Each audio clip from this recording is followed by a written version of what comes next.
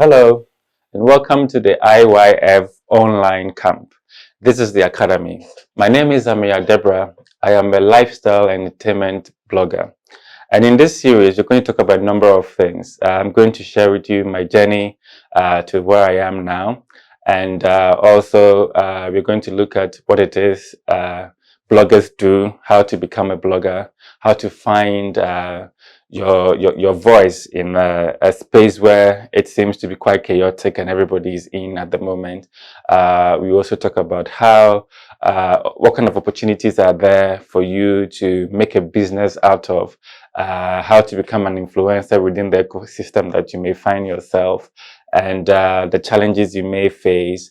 So before I introduce you to my journey, I want you to know that often we say that there are no opportunities for the youth in Ghana, but that is only true depending on how much you want it to be true.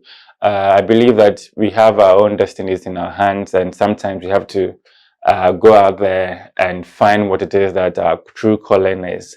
And most of the time, people, my youth like myself, or I'm no longer a youth, but if you're a youth in Ghana, most of the time you immediately look at getting employed. My story is a bit of getting employed and finding opportunities to now create my own. And so I hope that you would to inspire you.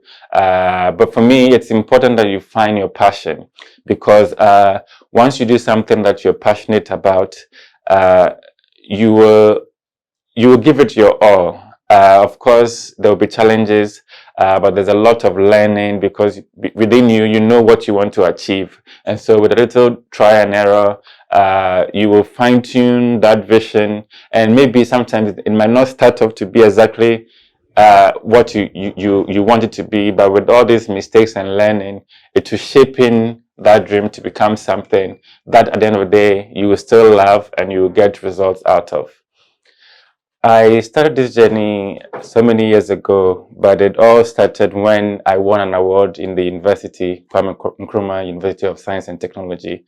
I won the Best Publishing Student Award, and it was sponsored by a magazine. So I had the opportunity to do my national service with the magazine after I had completed the university. So I took up that offer, and I did my national service with the Ovation magazine. And that was my introduction to really writing for it to be published and all of that. So I did Ovation International through the service period, and then also stayed on for a little bit. And just after the service and the period where I worked fully as staff with them, I was working on a publication called the Ovation West African edition. So that was the one that we were focusing more on. And then we also started a new magazine called Star newspaper. So through that, I sort of honed my writing skills, and I had a particular interest in the way I present my stuff. And because growing up, I had a lot of interest in celebrity news, entertainment from out of the world, out of Ghana, I mean. So the things that appealed to me were different from everyone else. And so the editor sort of understood what I wanted to do, and they gave me a lot of leeway to do what it was I wanted to do. So one of the things I started that was unique was I even started a column in the newspaper called Awful Truth, where I did a lot of review on entertainment happenings, from events to TV shows to a lot of other things. And I would always put my email there, and just for feedback. And within a short space, I was getting a lot of positive feedback and even suggestions. So it made me feel like people were interested in what it was I was doing. But there also came a time where the publication was not doing well, and so there was some fear that they will wrap it up, and then they will cancel the one that we were working on. So around that time, I also used social media to profile myself, because while at Ovation, I had the opportunity to be at a lot of fun events, meet people, interview them. So I think around that time, the most popular social media platform was High Five. So I used High Five to build a lot of personality for myself, lots of following. And so I had a lot of audience naturally. Outside the print, I also had people online who were following me. So I started writing to a lot of online publications that I also want to contribute to them. My interest was to do something local, but that represented um, the taste internationally. So I found out a lot of Pan-African publications, which were mostly located in the US, and I wrote to them and said, "Hey, I see you have a little content from on the continent, but I am here, and so I can give you more first-hand information." And a lot of them were interested because they had seen what I had in terms of my portfolio of writing. And so I started contributing to a lot of them, and it was for free around that time. And then it got to a point where Ovation was sort of going to lay us off because we were not going to do the publication we're working on any longer. So fortunately for me, around that time, somebody had an idea to come up with a parenting magazine, and so she assembled a photographer, she assembled a writer, which was me, and then we had a meeting. And at this meeting, the photographer I met for the first time, after the meeting, told me, "Oh, I like what you're doing. I also work with a platform called Voices of Africa. It's based in Netherlands, but because of my busy schedule, I'm unable to meet the demands of that project.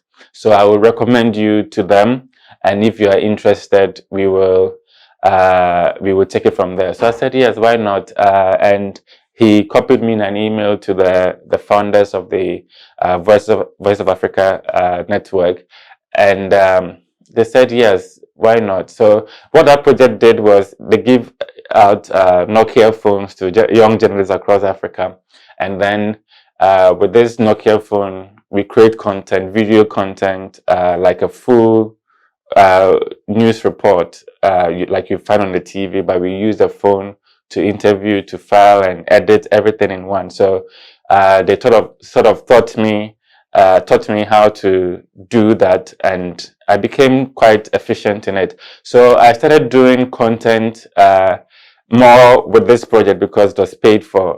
What they did was, I think at the end of every month, they had you're supposed to deliver about 8 different sort of reports, and then once you meet that target, they pay you, I think, $200 back then.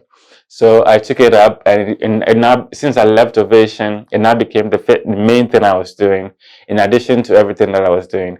And because I was always online, I created a blogspot page where every now and then I'll put some of my interviews there for people to see outside the original platforms that I was using. So the Voices of Africa project was www.africanews.com. So everything we did went on that platform.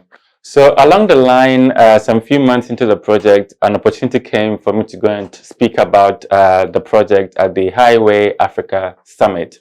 The Highway Africa Summit is a conference where a number of people come to Africa from all over the world within the digital space to talk about trends within the digital space. And I was invited to come and speak about what we called mobile journalism. And around that time, there was a lot of growth in that space, new things were emerging. So I went to South Africa, Rhodes University in Grahamstown, and the conference is in 2 sessions. We have the digital Indaba and then the main highway conference. And so I had to speak on the Indaba, and I was joined by a few of my team members from different countries. We had someone coming from Cameroon, and I think also Nigeria. So the 3 of us went to speak about the project. And it was around this time and at this conference that I realized what people were doing in that space, especially in terms of blogging. We had people coming from all over the world, some people from Latin America, where they were speaking about how they were able to impact the political space with their various blogs, and also bring out a lot of key social issues. So when I came back from South Africa, I was like, wow, there's a lot of opportunity out there. And maybe it was time for me to also take my blog more seriously. So what I did was then now the blogspot I already had, I would be more active on it. I started putting out more content and more regularly as well. So along the line, Ghana Web also saw some of my content from the project that I was working on with Voices of Africa.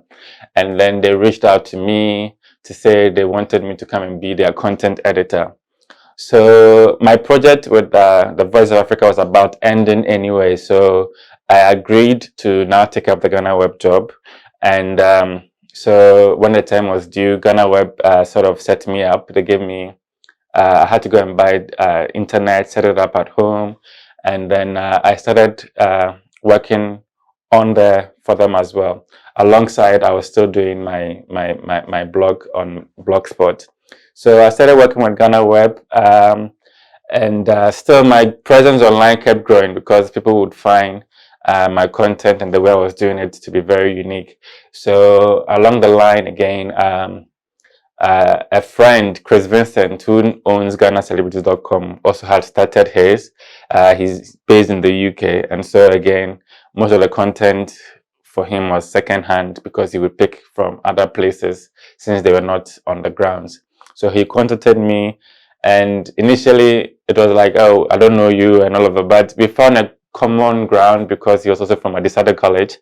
And so that became our common ground to now become friends. And so I offered to give him content whenever I get it. And I was doing it for some time. And then one day, jokingly, he was like, why don't I create, because he was good with the creating of websites and all of that. I was more with content.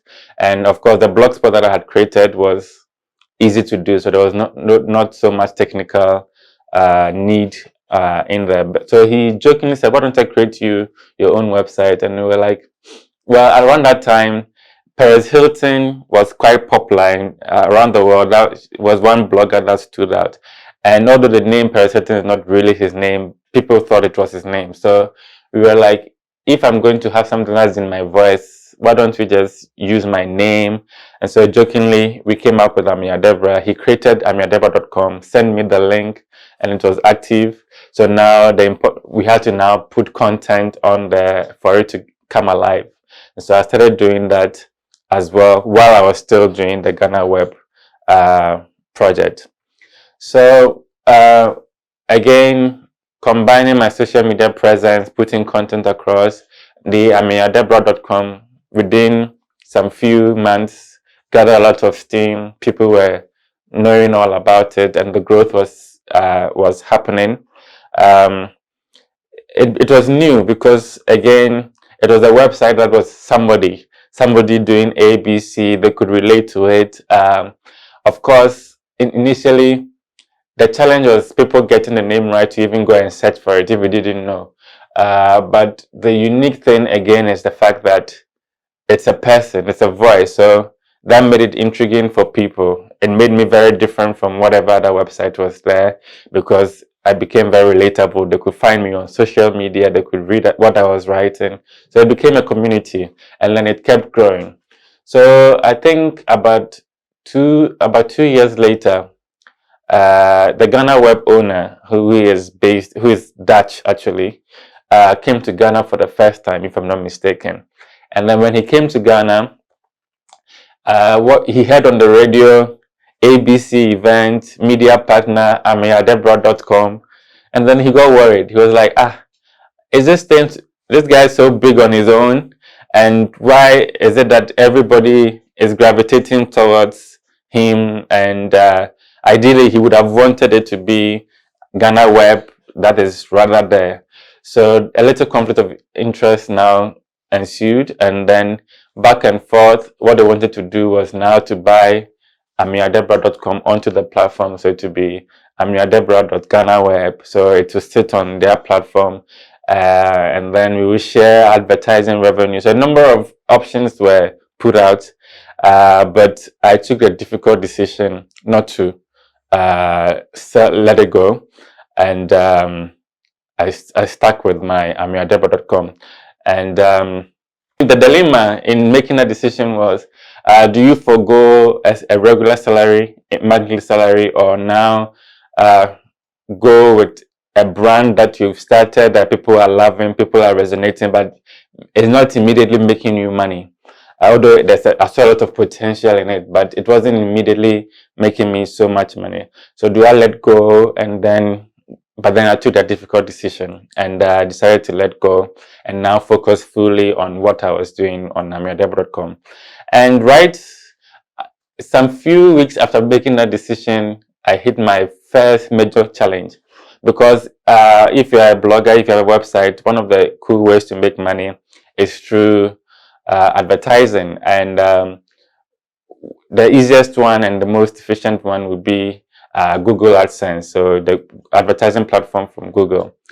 So Google writes to me just a few weeks after I decided to leave Ghana Web that I have infringed on their policies, and so now they are taking away the ability for me to be on that platform that was only going to make me my only sort of money that I could make. So that was bitter.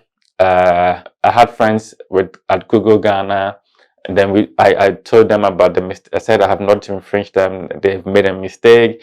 They took it to Google Africa, and then now took it to Google North America. And then at that level, now they came back to say they had sent me a warning to remove something. I didn't do it, so now I just lost interest. And now, when a challenge comes to you, you now have to find a way around it. So immediately what I decided to do was to now see what I was doing more as a business. And a lot of things I was doing before for free, now I would say I would charge a token to do this now. So for promotions and things like that, I decided to now charge some people for money. So that immediately became my model of making revenue. And then eventually I found a way to now go back on the Google AdSense. And so I now was combining the two. And then ultimately, at a point, Ameyaw.com became a household name that people were trusting. Advertisers were now trusting the platform. So they would even now contact you either directly or through agencies that they want ABC sort of advertising, promotion, or whatever the case may be. So gradually, I was again finding my feet while I was still building with all the amazing content that I had. But at some point in my career again, Ringier Ghana they were about to launch Pulse.com, because Ringier across the region, they had launched Pulse in Nigeria as a website, a lifestyle entertainment website, and it was doing very well. So they also wanted to launch it in Ghana as well. So they contacted me to come and lead that project. So I signed up as the manager. I started hiring people to work with on that platform. We built it from the back end in terms of content, and then we eventually launched it. And after launching it, again, although initially they didn't see a conflict of interest of me running my blog and also managing their project and running it, at a point they now started seeing it as a conflict. So back and forth, I was about to leave them. We changed our contract for me to now be more of a social media. And just around that time too, another company which had already set up and had grounds in Nigeria and Kenya also wanted to come to Ghana. So they contacted me if I would want to lead the project once again. And so I came up with a name like yen.com.gh, and I created that business as well. And then I started hiring people to work with, and then we did that project. And I worked with yen.com for over 2 years, and then again I decided to come back to do fully what I do. And then in this time, also based on the things I learned from Ringier and then the Genesis Technology, which owns Yen. These are European-based multinational companies, and so they come in with a lot of knowledge of the space and a lot of projections into the future, how things are going to happen. So when I left Yen, and with hindsight knowledge of everything that I had picked from there, I realized that video production was important. And so I now came out to add Ameyaw TV to my business. So the Ameyaw Debrah Media now has the website, which is more news and everything else. And then we have a video production or a video channel, content channel, which is Ameyaw TV. So that pretty much has been the journey of how it started for me and where I have come now. So do stick and stay for the next series, where I'm going to talk to you about how to really become a blogger, how to set it up and determine what kind of a blogger, what at all is even blogging, and how do you set it up, how do you do what you love doing, and we even talk about how to make money off it as well.